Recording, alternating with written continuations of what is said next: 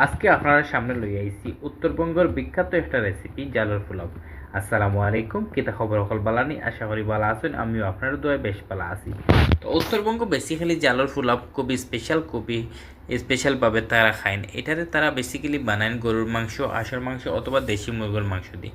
আমার কাছে এটার মাঝে তিনটার মাঝে কোনটাও নাই, এর লাগে আমি ফার্মর মুরগ দিয়েও চালাই। আর তো এর লাগবো আদা বাটা, রসুন বাটা এবং পেঁয়াজ। আমার কাছে আদা নাই, শুধু আমি রসুনটা নিয়ে আমি এক গোটা রসুন নিছি, অন্য তেতলাই লিছি রসুনটা বাস বাসি বাসি টের মাঝে রাখি দিই। আর রাখার পরে আমি এক গোটা পেঁয়াজে বারিক বারিক বারিক বারিক বারিক বারিক করিয়ে কাটি লিমো। কাটার পরে হয়ে গেল আমার কাম শেষ।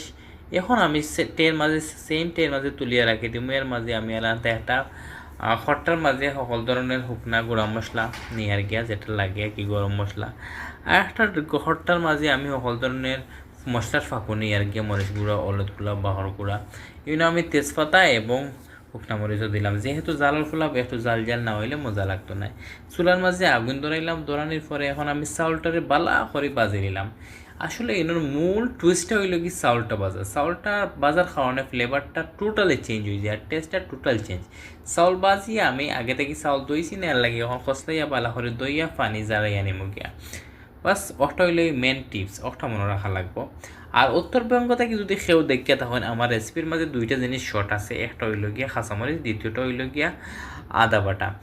কমা সুন্দর দৃষ্টিতে দেখাবো, অবশ্যই পরেরবার বানাইলে আমি চেষ্টা করবো সুন্দর করে বানানির।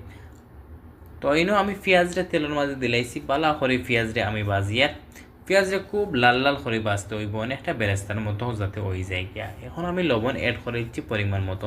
এরপরে আর আমি লবণ দিতাম না, টোটাল একলগে আমি লবণ দিলাইছি। তো আপনারা আন্দাজ মতো লবণ দিবা। এর মাঝে আমি অ্যাড করলাম আমার রসুনটা বালা করে মজাইয়া অ্যাড করিলাম আমার শুকনা যত ধরনের মশলা আছে মশলা অ্যাড করিয়া এখন আমি চিকেন দিয়ে বালা করে 2-3 মিনিট বালা করে কালার চেঞ্জ হওয়া পর্যন্ত লাড়তে লাড়তে লাড়তে লাড়তে কালার যখন চেঞ্জ হয়ে গেছে তখন এর মাঝে আমি মরচর ফাঁকু, হলদির ফাঁকু, ধনিয়া গুঁড়ার ফাঁকু, যত ধরনের ফাঁকু মশলা আছে সারা এখানে ডালে দিলাম। ডালিয়ে 1 কাপের মতো পানি দিয়া বালা করে মিক্স করিয়া ঢাকন দিয়ে রাখবো 10 মিনিট। বাস 10 মিনিট পরে যখন উদলাই মধ্যে একবার টোটালি গেম চেঞ্জার। চিকেনটা খুবই সুন্দর আইছে, আর কালারটা কিতা হইতাম অস্থির একটা কালার আইছে। এখন আমি এর মাঝে অ্যাড করে দিলাম চাউল অ্যাড করিয়া বালা করে চাউল আর মাংস মিলাইয়া তল উপর করিয়া আমি 2 কাপ চাউল নিছি। এর লাগে আমি 4 কাপ পানি নিছি, কি পানি দিয়ে ডালিয়া দিলাইলাম। পানি ডালার পরে আমার কাম শেষ। টোটাল এখন ঢাকন দিয়া ডাকিয়ে রাখবো 20 মিনিটের পরে। 20 মিনিট পরে দেখবা আইয়ার লেগ কিতা অবস্থা। তো 20 মিনিট পরে